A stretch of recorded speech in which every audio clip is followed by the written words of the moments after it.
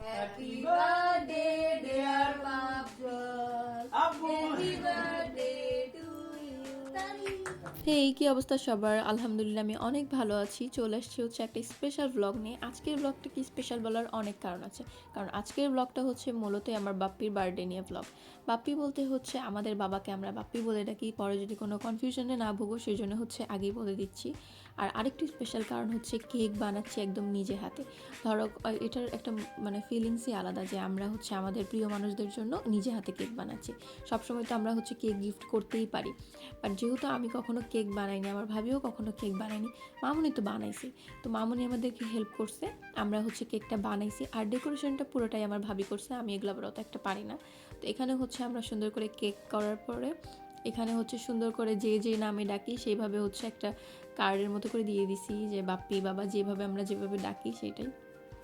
তারপরে সুন্দর করে আমরা চলে আসছি রাত্রে 12টার দিকে উইশ করতে।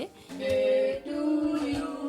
Happy birthday, dear Babjol. Happy birthday to you.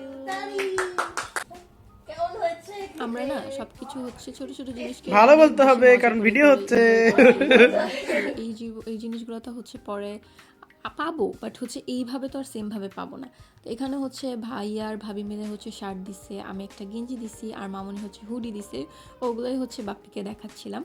পরের দিনে হচ্ছে আমাদের তেমন একটা প্ল্যান ছিল না অত একটা, যেহেতু রান্নাবান্না করবে সেহেতু হচ্ছে আমার কাজিন সিজা আর বৌমনিকে ডেকে ফেলছে, তো ওরা হচ্ছে চলে আসছে। তারপরে সিজা হচ্ছে ওর বব্বার জন্য কেক নিয়ে আসছে, তো এখানে হচ্ছে সবাই মিলে তাই কেক কাটছিলাম আমরা।